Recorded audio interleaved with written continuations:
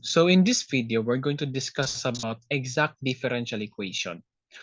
So in here, before we proceed, last two recent videos, we discussed about separable variable at saka si homogeneous differential equation. Si separable variable, it's actually easy.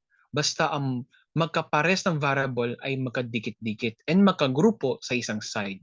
So kunwari, if we have x and y variable, so on the left side, meron tayong function of x, di ba? And on the right side, meron tayong f of y na function.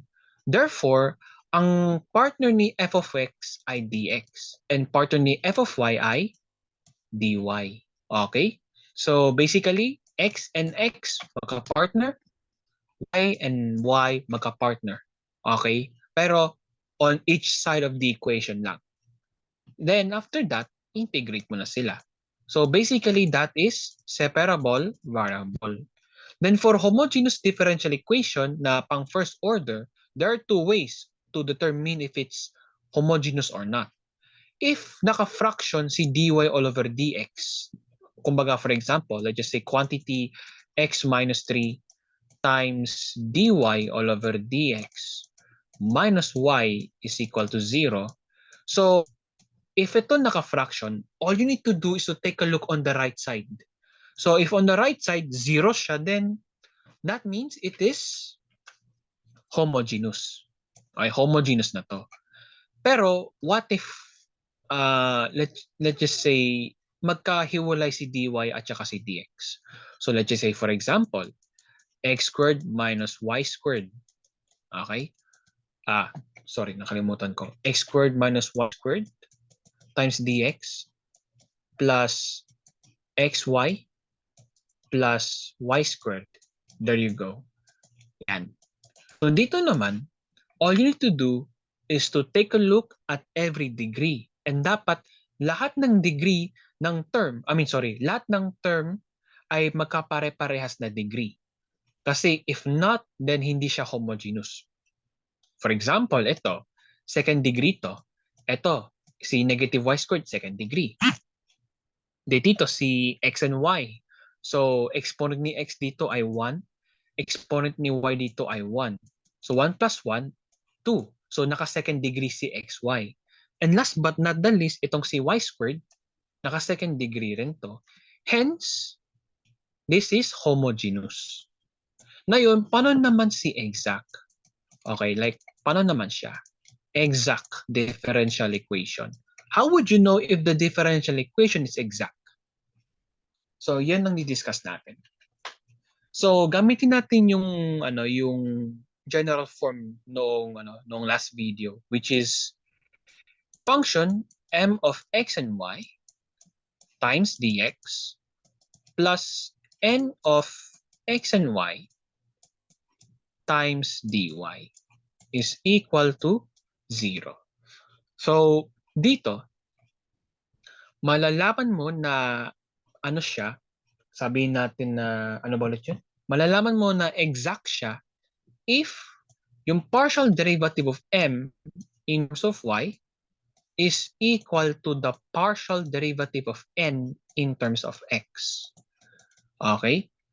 So, if they are both equal, then this is an exact differential equation. So, it's okay if ito are homogeneous or non-homogeneous, linear or non-linear, basta if na-satisfy itong condition na to, exact na siya. So, let's just say it is exact. So, anong gagawin natin? Okay? So, ang gagawin natin is basically we will equate the integral of m dx, n with respect to x, to the integral of n with respect to y. Okay? So bakit kaya? Why are we going to do this one? Malalaman natin yan later on. Kasi ito parang parang general step na gagawin mo. But there's actually a specific step na kailangan mo pang gawin. Alright? So, let's try to have an example. Oh, by the way pala, di ba, if ito na-satisfy ang condition, exact na siya, di ba? Pero what if hindi na-satisfy? Then ang ibig sabihin nun, non-exact na siya. So anong gagawin natin if it's non-exact? We will discuss that in the next video. Kasi after nito, non-exact tayo. Alright? So, okay. Ay, ba't ko binura? Sorry. Yan. There you go. Let's have our first example. Let's just say we have quantity x squared plus xy times dx plus quantity 2y squared plus 1/2 x squared times dy is equal to 0. So, let's now determine if this is exact or not. So, tingnan mo muna natin kung sino si x at saka sino si n. Okay? So, kapag ka-partner niya ay si dx, automatic si m na to. Kapag ka-partner niya ay si y, then automatic ito ay letter n. Okay? So, ulitin ko If there's a function na ka-partner niya si dx, then that would be your m. Pero kapag ka-partner niya ay si dy, then that would be your letter n. Okay? So, yeah, that's basically it. Pero what if magkaibang variable? Like, imbes na si x at saka si y ginamit, ibang variable ginamit. We will discuss that in the next video. Kasi for now, you need to know the basics. Alright? So, let's now take a look if it is exact or not. So, una, kunin natin yung partial derivative ng m in terms of y. So, ibig sabihin nun, kukunin natin derivative nito with respect to y. So, therefore, yung ibang variable, which is cx, magiging constant siya. So, therefore, ang derivative ng x squared ay 0. Then, ang derivative ng xy ay x. So, 0 plus x is basically x. Ayan. And next, sa n naman, partial derivative of n in terms of x. Okay? So basically, we will get the derivative of this one with respect to x. So that means yung mga ibang variable katulad ni y, magiging constant lang siya. So therefore, ang derivative ng 2y squared is 0. Alright? Then ang derivative ng 1/2 x squared is x. So to simplify, 0 plus x is just x. As you can see, both of them are the same. They have the same results. So, meaning, ito ay exact. Because both of them are equal to each other. And they are equal to each other, it's because magkaparehas sila ng resulta. So, ano nga gawin natin? Di ba, i-integrate natin silang dalawa, tapos i-equate natin sila. Right? So, let's do it slowly. Okay, let's do it slowly. So first, let's start with this one. Getting the integral of m with respect to x, which is ito yun. Okay? Basically, i-integrate natin to. Okay? Tapos kung sino yung kapartner nila, yan yung magiging variable natin. Okay? So dito si m, ang maging variable na i-base natin dito ay si x. Okay? So let's rewrite this one. Let's integrate x squared times xy with respect to x. So ang integral ng x squared, we will have 1/2 of x cubed plus integral ng xy, we will have 1/2 of x squared times y. Remember, kapag partial, kasi ito partial integration na to Remember, kapag si x ang variable natin ang i-integrate, that means si y ay magiging constant lang siya. Alright? So yeah, going back sa solution, so after we integrate each of the terms, di ba meron tayong plus c, which is your arbitrary constant, the c. However, in this case, we're not going to use c, but rather we're going to use q of y. Bakit q of y? Because we will find a term here, itong term na to na naka-function of y. Ang tanong, paano mo siya mahahanap? Later, we will discuss that. Okay? So basically, for now, you need to know that after you integrate m with respect to x, yung arbitrary constant niya is q of y, hindi plus c. Alright? So, let's proceed in here. Kunin natin yung integral of n with respect to y. So, we have here the integral of 2y squared. Tama ba ako? Yeah, 2y squared plus, wait, was that 1/3 o 1/2 pala siya? 1/2 of x squared with respect to y. So, in here, okay, ang mangyari dito is we will have 2/3 of y cubed plus 1/2 of x squared times. And for here, di ba, dapat plus c. Pero di ba, katulad kay m, meron siyang q of y. Right? So in here, on the right side, ganun din. Pero instead of q of y, we will have r of x. Okay? And the same objective, pero, almost the same na objective, pero different ang hinahanap. Ang goal natin ng r of x is to find a function na naka-x, basically. Alright? So, basically, para di kayo magkalito-lito, una, hanapin nyo yung integral nitong dalawa. Okay? Then, sa m, yung plus c niya, magiging plus q of y lang siya. Then, dito sa, sa n, ang plus c niya ay magiging r of x. Okay? Then after that, we will now integrate. We will now equate them. Okay? Equate natin sila to each other.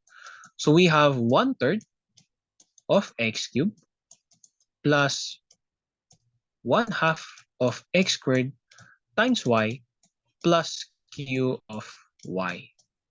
Okay? Then on the right side, we have 2/3 of y cubed plus 1/2 of x squared times y plus r of x. Ayan. So, una, let's simplify the equation. Okay, let's simplify the equation. So, on both sides, we have 1/2 of x squared times y. So, what we're going to do here is we will cancel them both. Because remember, in our basic math lesson, if meron tayong magkapares na term on both sides, makakancel sila.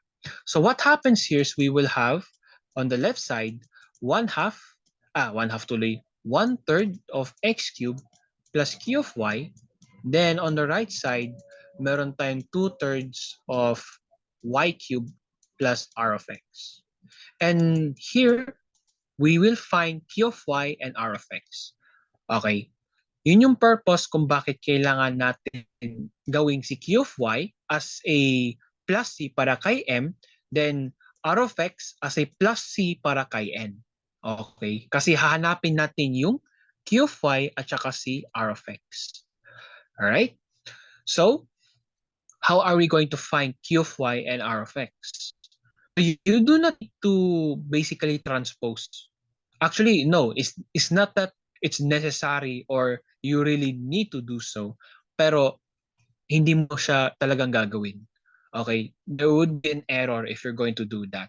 Okay? Kung baga, di ba, hahanapin mo si q of y. So, di ba, transpose mo to and then that's it. Yun yung si q of y. Pero hindi ganun. Hindi ganun gagawin natin.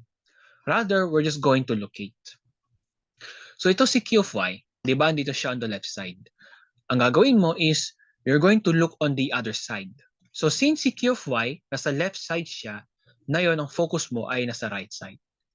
Okay? That's the first thing you need to do. Then the second thing here is that, locate mo yung at least one term na naka-y variable. Since kasi si q of y, yung input nito na function ay si y. So, on the right side, we have 2/3 of y cubed. So, siya lang yung naka-y variable. So, therefore, si 2/3 of y cubed siya si q of y. So ilagay natin siya dito. Your q of y is equal to 2/3 of y cubed. Okay? Now, paano naman si r of x? Si r of x, ganun din, pero in opposite way. Since si r of x ay nasa right side siya, so what we're going to do is we're going to focus on the left side of the equation. Ngayon, si r of x, ang gusto niyang hanapin is at least one term na naka-x variable. So kung kay q of y, ang hinahanap niya on the right side is naka-y variable, at least one of them, si r of x naman on the other hand is at least one of the terms ay naka-x variable. So in other words, kunin natin yung mga naka-x variable. So as you can see, ito lang ang naka-x, which is si 1/3 of x cubed.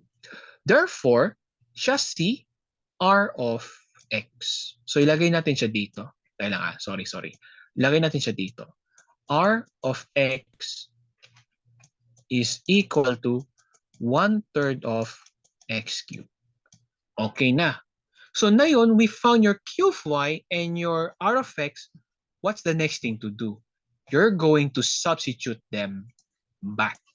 Okay? I-substitute natin sila babalik. Okay? So let me just copy the answers natin. Kasi dalawa ang answer natin eh. Okay, ito lang ah. Okay. So we have this one. And the right side, sorry. Then on the right side, meron tayong ganito. That's it. Okay? So, there you go. So, on the left side, yep, meron tayong 1/3 of x cubed. Tapos 1/2 of x squared times y. Alright? Tapos meron tayong plus q of y. But since q of y is equal to 2/3 of y cubed, so magiging plus 2/3 of y cubed. Okay? Then on the right side, ganun. Okay, we have 2/3 of y cubed plus 1/2 of x squared times y. Then itong si r of x, which is 1/3 of x cubed. Ayan. Ayan na. So anong gagawin natin after that? After that, maglagay ka na ng plus c sa other side ng equation. Then that would be your final answer. Okay? That's it. That's actually easy para sa akin. You know, just put plus c. Just put is equal to plus c on the left or on the right side. It's just the same. Kung gusto mo, ganito na lang. 1/3 of x cubed plus 1/2 of x squared times y plus 2/3 of y cubed is equal to c. Pwede rin to, no problem. And as you can see, actually magkaparehas sila eh, no? Both of them are the same. So basically, we actually don't have two answer, but rather two the same answer. So that means we have only one exact answer para dito. Okay? So yun yung gagawin nyo pag sa exact differential equation. So to have a recap lang, una is you have to know if ito ay exact o hindi by using this condition. Dapat kung ano yung partial derivative ng m in terms of y, ay dapat ganun din si partial derivative of n in terms of x. Then, integrate mo silang dalawa, si m with respect to x at saka si n with respect to y. Then after that, yung pagka-integrate mo kay m, imbes na si plus c, gagamitin mo si q of y. Then, on the right side, which is cn, imbes na si plus c, gagamitin mo si plus r of x. Then after that, equate mo yung dalawang answer to each other. Then, simplify the equation. Then after that, hanapin mo si q of y at saka si r of x. Okay? So, to find q of y, kapag nasa left side siya, pumunta ka sa other side ng equation at kunin mo lang yung mga terms na naka-y variable, then that's it. Then, kunin mo rin si r of x. Kunin mo rin si r of x. Then, hanapin mo si r of x. Okay? If si r of x ay nasa right side, Then on the left side, dun ka titingin, tapos kunin mo lang yung naka-x variable, then that's it. That's how you find your r of x. Then after that, i-substitute nyo si q of y at saka si r of x pabalik. And after that, put is equal to c on the other side of the equation. And yun lang. That's it. That's how you basically do it. All right? So let's have another example. All right? Para ma-improve natin yung mastery natin dito.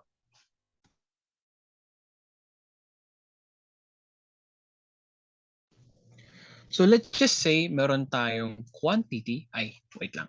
Mali ako ng font color. Black dapat. So let's just say meron tayong quantity y times sin x minus x times y cube times dx minus quantity cosine x plus 3 halves, tayo lang 3 halves of x squared times y squared. There you go. Times dy is equal to 0. Alright, so ngayon, let's determine muna which one is your m and which one is your n. So kapag kapartner ng function ay dx, siya si m. Okay? Kapag dy, siya si n. Alright? However, as you can see, however tuloy, wait lang, hindi pala however, mali ako ng wording. Also, di ba may negative yung sign sa labas ng function na n dito? Kasi 'di ba kanina dapat plus to di ba? M of x and y times dx plus n of x and y times dy, di ba? Is equal to 0. So dapat plus siya, di ba? Pero may minus sign siya instead. Ibig sabihin nun, basically, naka-factored to. Itong function na n, naka-factored to. Okay, naka-factored in terms of -1. So ang gagawin nyo rito is, kapag meron kang minus sign dito sa gitna, ang gagawin mo lang is i-transpose mo tong si negative dito sa n. Okay? So yun lang naman. Kapag meron kang minus sign sa gitna, transpose mo lang yung negative sign dun sa sa parenthesis mismo. Okay? Hindi transpose. Distribute pala. Distribute the minus sign sa itong naka-parenthesis na to. Okay? So as a result, wait lang i-copy ko lang yung mga ibang terms. Okay? So meron kang ganyan. Then ito, pag na-transpose si minus sign dito sa naka-parenthesis sa n, we will have plus negative cosine x minus 3 halves of x squared times y squared. Ayan. So now, we can, what do you call this one? We can, we can now determine if this is exact or not. So paano ulit yun? So first, kunin natin yung partial derivative of m with respect to y. So ang derivative ng y sin x, this would be just sin x. Then minus derivative ng x times y cubed, this would be 3x times y squared. So this would be sin x minus 3xy squared. Next, kunin natin yung partial derivative of n in terms of x. So, kunin natin yung derivative ni negative cosine x. We will have positive sin x minus minus derivative ng 3 halves times x squared, 3 halves of x squared times y squared. So this would be 3x times y squared. Now take a look if they are the same or not. So as you can see, the same silang parehas. Both of them are the same. So therefore, this is exact. So ngayon, what are we going to do now? Let's integrate them one by one. So let's start first yung may dx. So which is cm. So integrate natin cm. So we have the integral of, which is ito, y sine x minus x times y cubed with respect to x. So ang integral nito, okay, this would be negative y times cosine x minus 1/2 of x squared times y cubed plus, ano ulit to? Magiging q of y. Okay? Na-explain ko na to kanina. The main reason why we will use q of y is para natin yung mga terms naka-y variable on the other side of the equation, which is, again, to be solved later. Kunin natin ito. Integral ng m with respect to y. So basically, this is the integral of negative cosine x minus 3/2 of x squared times y squared. Okay? So ito, integral ng negative cosine x, that will be just negative y cosine x. Then, negative tuloy. Integral ng negative 3/2 of x squared times y squared. This would be just minus 1/2 of x squared times y cubed. Okay? Pero to take it slow kasi baka ma-complicated kayo, ganito yun. Okay? So 3/2 times x squared times 1/3 of x cubed. So since meron tayong, x cubed tuloy, y cubed pala to, forgive me. Ayan. So since meron tayong 3 sa taas at 3 sa baba, makakancel yan. Ang mangyari is that magiging 1 lang sila. Okay? So therefore, if i-combine mo to sila, itong dalawa na to, ang mangyari dyan is we will have, teka lang. Okay? Is we will have 1/2 of x squared times y cubed. Then, plus r of x. Na-explain ko na ulit ito kanina para, ulit yun? Na-explain ko na ito ulit kanina na we will use plus r of x instead para mahanap natin si x on the left side of the equation. Okay? Or other side of the equation, in other words. Okay? So, speaking of equation, i-equate natin tong dalawa para mahanap natin si q of y at saka si r of x. So, here we have negative y times cosine x minus 1/2 of x squared times y cubed plus q of y. Okay, is equal to negative cosine x minus 1/2 of x squared times y cubed plus r of x. Okay? So now, we need to simplify first the equation. Okay? Simplify muna natin siya. Alright? So, in here, we have negative y cosine x at saka si negative 1/2 x squared y cubed on both sides. Okay? So, it seems like meron tayong parehas na negative y cosine x at saka negative 1/2 x squared times y cubed on both sides. So, mangyari dyan, we will cancel them both. Okay? So, ang mangyari dyan, we will have q of y is equal to r of x.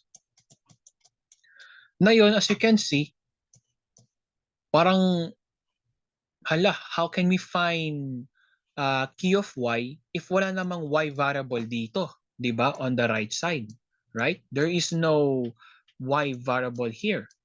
Okay? Then the same thing goes for r of x. How are we going to find r of x if wala namang x variable dito? So that's quite complicated actually. Pero worry not, it's not actually complicated. Okay? So kapag ganito, ano kaya ibig sabihin nun?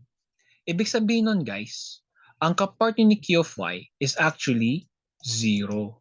Okay? 0. And the same thing for R of X, we can just simply write from R of X into R of X plus 0. Kasi overall, R of X plus 0 is just R of X.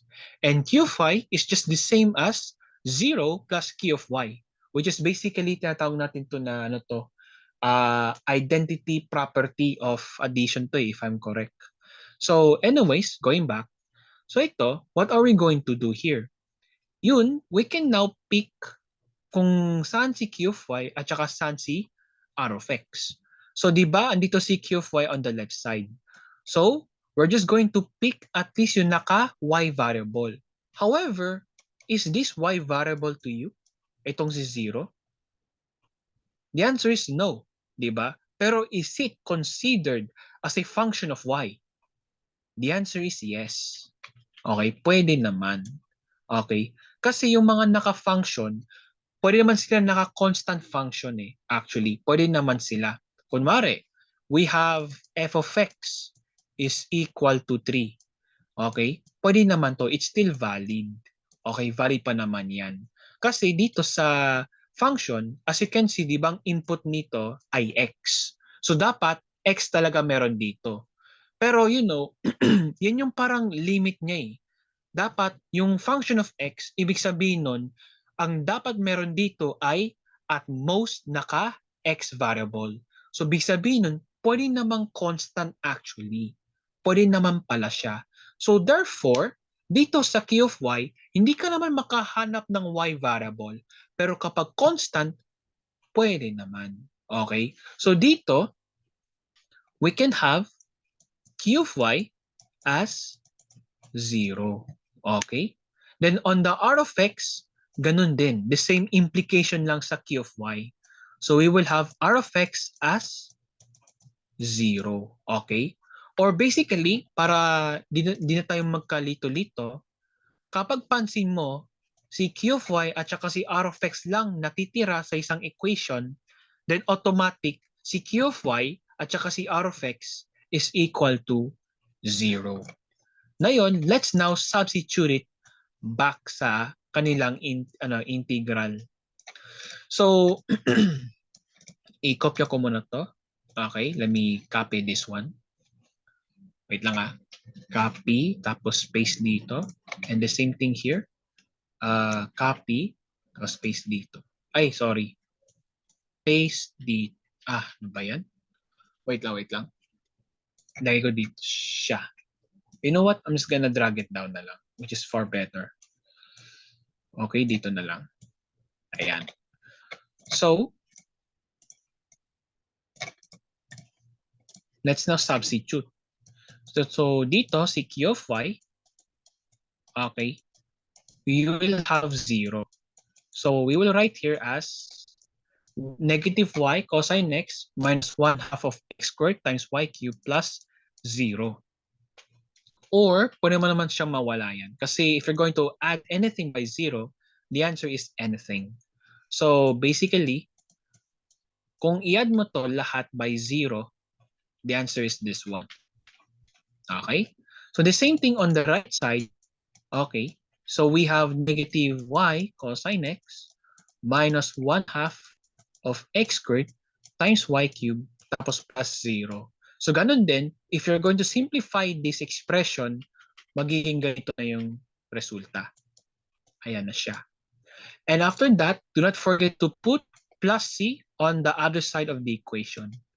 At yan na yung magiging sagot mo. And as you can see, just like on the first example, both of them are equal. Both of them equal tuloy. Both of them are the same. So, ibig sabihin nun, iisa lang ang sagot mo rito. Ang sagot mo rito ay C is equal to negative cosine of x minus 1/2 of x squared minus y cubed. Or, pwede ito mangyari pwede ito. You can factor out negative 1 in this expression. So, mangyayari dyan, we will have negative quantity y times cosine x plus 1/2 of x squared times y cubed. Okay? Then kung ayaw mong matanggal, kung ayaw mo magkaroon ng negative dito sa nakaparenthesis, you can just simply divide by -1. And remember, if you're going to divide anything to an arbitrary constant, anong sagot? Ang sagot pa rin ay arbitrary constant pa rin siya, di ba? So we will have C instead because it's still the same. So C is equal to y times cosine x plus 1/2 of x squared times y cubed. Okay? So that's it. Or pwede pa natin siyang i-simplify pa. We can make this into a whole fraction. So kung yung gagawin natin, ito na yung maging resulta niya. We will have C is equal to 2 times y times cosine x times x squared plus x squared times y cubed all over 2. Then after that, we can cross multiply. I-multiply natin si 2 sa C, ano pa rin sagot niya? We will still have C kasi parehas din naman ang resulta. Remember, just as I explained in previous videos, multiply anything by constant, by an arbitrary constant or to an arbitrary constant, the answer is still arbitrary constant because it still have the same result naman eh. So 2 times C is just C.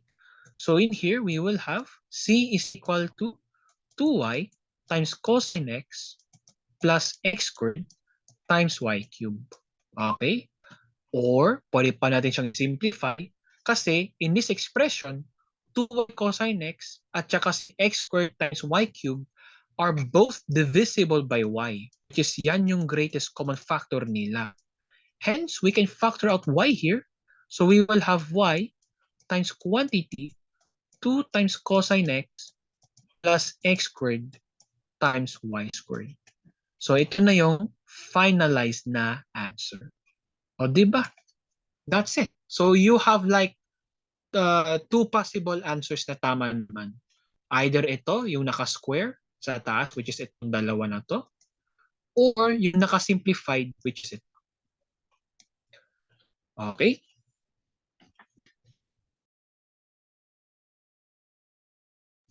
So last example natin is we have quantity. Ay, na naman, here we go again.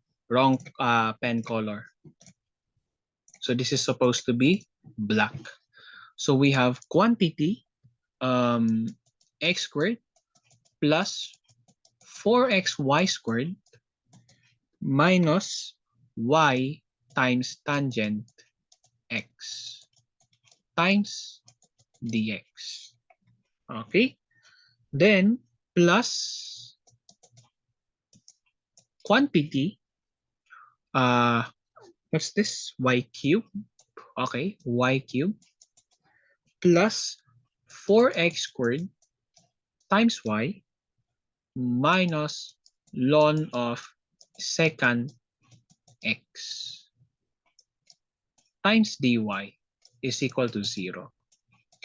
Medyo mahaba pero worth it naman siya actually.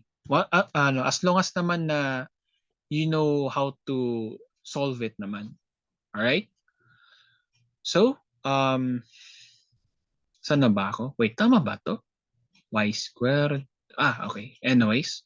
Sige, so let's now determine muna your M and your letter N. So yung M mo, which is C, naka-partner ng dx. Then yung naka-partner ng dy, siya si N. So now, let's determine if this is exact or not. So kunin muna natin yung partial derivative ng M in terms of y. Okay? So kunin natin yung partial derivative na to in terms of y. So derivative ng x squared, that will be just 0. Plus derivative ng 4x times y squared, this would be 8x times y. Then, kunin natin yung partial derivative ng negative y times tangent x with respect to y, we will have negative tangent x as a result. So to simplify things, this would be 8xy minus tangent x. Okay. Ngayon, let's go with partial derivative of n in terms of x. So, let's go. Ang derivative ng y cubed, that would be just 0. Next, plus derivative ng 4x cubed, that would be just 8xy. Then, last but not the least, derivative ng negative ln of second x, that would be just tangent x. So, to simplify, this is 8xy minus tangent x. And as you can see, both of them are the same. So they are equal to each other. So hence, this is exact. Now, let's integrate m at saka si n. So let's integrate m with respect to x. So in here, meron tayong x squared plus 4x times y squared minus y times tangent x. Okay? So, integrate natin si x squared. So this would be 1/3 of x cubed. Next, integrate natin si 4x times y squared. This would be just 2x squared times y squared. Then next, integrate natin si tangent x. So in here, you have two possible answers kasi ang integral ng tangent x, okay, wait, sulat ko rito Integral ng tangent x is pwede namang siyang negative ln of cosine x or pwede namang siyang ln of secant x. Kayo ang bahala. Okay? It's up to you. Okay? So, pares naman sila. They're just both the same. So, just pick which one would you prefer. So, for me, pipiliin ko to. Si ln of secant x. Alright? Wait lang burahin ko lang to. So, the integral of negative y times tangent x with respect to x is negative y times ln of secant x. Ayan. Then, do not forget, imbes na plus c, we will have q of y. Alright? And since I have no space here, I'm just gonna go down na lang, ha? I'll just go down na lang. So now let's integrate si n. So we have n, integrate natin siya. So in here, we have y cubed plus 4x squared times y minus ln of secant x. Okay? Yan, with respect to y. Ayan, there we go. So now let's integrate them. So ito, ang integral ng y cubed, so this is 1/4 of y raised to 4 plus ang integral ng 4x squared times y. So this would be 2x squared times y squared. Then ito, integral ng negative ln of secant x, this just be as negative y times ln of secant x. Ayan, there we go. Then, don't forget, imbes na plus c, ano meron dito? R of x. Ayan. So now, what to do? Let's now equate them each other. Let's equate these two answers to each other. Okay? So on the left side, we have 1/3 of x cubed plus 2x squared times y squared minus y times ln of secant x. Okay? So that's it. Okay? Tama ba ako? Plus q of y pala, sorry. Plus q of y. Then next on the right side is equal to 1/4 of y raised to 4 plus 2x squared times y squared minus y times ln of secant x plus r of x. So now let's simplify the equation. So on both sides, ng equation, meron tayong 2x squared, y squared, at saka si negative y times ln of secant x. So the same thing here. Meron din siyang 2x squared, y squared, at saka si negative y times ln of x. So we can cancel them. So sa result, meron na tayong 1/3 of x cubed plus q of y on the left side of the equation. Then, on the right side, meron tayong 1/4 times y raised to 4 plus r of x. So now, what is your q of y and what is your r of x? So madali lang to.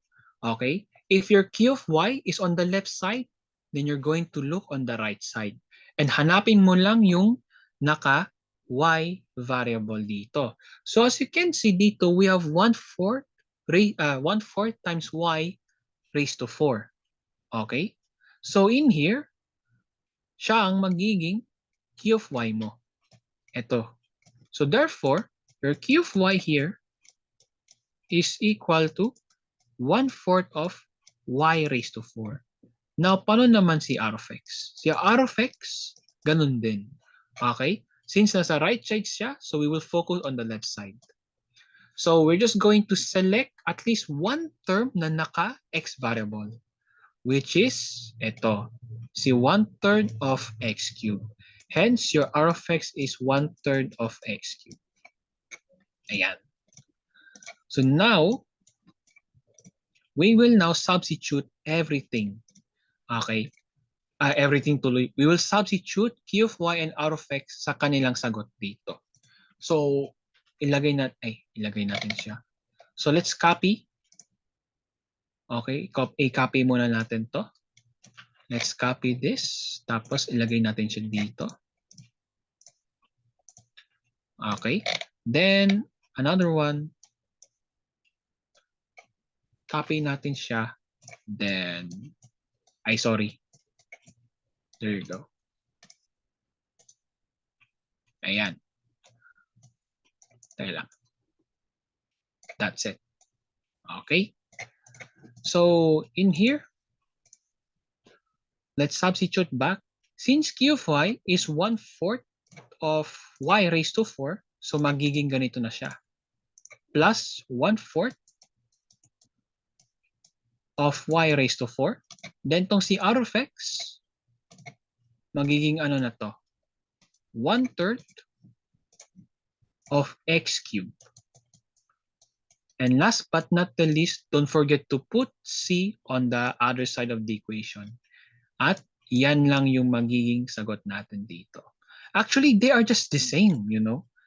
Pero there are times talaga na magkaiba sila. There are times na magkaiba sila. So as much as possible, have two answers, even if they are the same or not.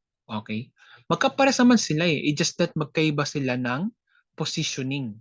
Sa first answer, andito si 1/3, andito si 1/4. While on the second answer, nauna si 1/4 at nahuli si 1/3 of x cubed. So, meaning, isa pa rin ang sagot nila. Okay? Pero hey, there is still a chance na magkaiba pa rin sila even if there are times na magkapare sila palagi. Alright? So that's it. That is your final answer. Or, pwede pa natin siyang i-simplify actually. Okay? Pwede pa natin siyang i-simplify. Okay? Why? Kasi meron siyang function dito na naka-natural logarithmic. Ang unang kong gagawin is i-transpose ko yung mga variables na hindi naka-natural logarithmic na term on the left side. So magiging ganito na siya. C minus 1/3 of x cubed minus 2x squared times y squared minus 1/4 of y raised to 4 is equal to negative y times ln of secant x. Okay? Then after that, yung katabi ni ln, gawin ko siya as a exponent ng secant x. So therefore, ganito maging itsura niya. Sorry. This would be ln of secant x raised to negative y. Ayan. So, ngayon, since magka-group na yung mga terms na hindi nakalon, what we can do here now is that we will have base E on both sides. So, mangyari dyan, we will have E raised to C minus 1/3 of x cubed minus 2x squared times y squared minus 1/4 of y raised to 4. Then, ganun din on the right side, e raised to ln of, ba't ko second x pala to, sorry. Ln of second x raised to negative y. Ayan. So, on the right side, we can cancel e at saka si ln. So, mangyari dyan, we will have second x raised to negative y. Ayan. Then on here, on the left side, ang gawin ko is that ipaghiwalay ko itong si C at saka yung mga naka-variable. Okay? So this would be e raised to C times e raised to negative 1/3 of x cubed minus 2x squared times y squared minus 1/4 of y raised to 4. Okay? So itong si e raised to C, magiging C na to. Okay? Na-explain ko na to nung previous videos. Okay? Because e raised to C is a constant. At saka yung exponent niya, di ba, naka-arbitrary constant siya. So we can just represent it as C na lang. Okay? Because it is still the same. Then, ito sa pangalawa na to, itong pangalawang subterm, di ba meron siyang negative dito? Pwede ko namang i-factor yung negative sign nila dito. So magiging C times E raised to negative quantity 1/3 of x cubed plus 2x squared y squared plus 1/4 of y raised to 4. Okay? Then itong si second x, okay, pwede ko namang siyang i-reciprocate actually. Which is ganito na siya. 1 all over second x raised to y. Or remember na etong si 1 all over second x, this is what? The same as cosine x, di ba? So therefore, kapag meron kang second x raised to y here, we can just simply rewrite this as cosine x raised to y na lang. You know? So therefore, imbes na 1 all over second x raised to y, we can just have cosine x raised to y na lang. Okay, cosine x raised to y. Okay? So are we done? Pwede na to actually. Okay? But if you want to simplify it, no problem. Okay? Ito kasi pwede pa itong simplify. Since kasi itong si E, di ba naka-negative to? So, big sabihin nun, kung naka-negative exponent siya, you can make it positive. Pero you're going to reciprocate it nga lang. So, if you're going to reciprocate it, this would be C times 1 all over E raised to 1/3 of x cubed plus 2x squared times y squared plus 1/4 of y raised to 4 is equal to cosine x raised to y. Then, kung ayaw mo may fraction, you can just cross multiply. You can multiply yung e dito sa cosine of x raised to y. Hence, we will have c times 1, or basically magiging c pa rin to, c is equal to cosine, wait lang.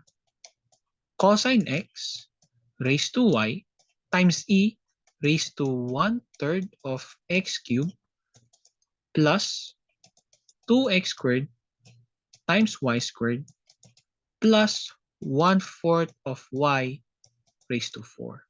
So, yun na yung final nating sagot. O, diba? So, it seems like you have two possible answers here. Ito, kung gusto mo siyang i-simplify by making it into a one whole fraction, sure, why not? There's no problem for me naman. Pero para sa akin, okay na to. Okay? So yeah, from this, tama ba ako? From this to this one. Okay? They're just the same. Alright? So, that's all for today muna, guys. Actually, alam ko baka napapagod na kayo rito. But there are some other exercises na in-upload ko previously, like last year ago, about this one. And yun nga, pang-practice na rin yun para sa inyo. So, I hope you have learned something in this video, guys. So, yun lang naman, guys. So, see you.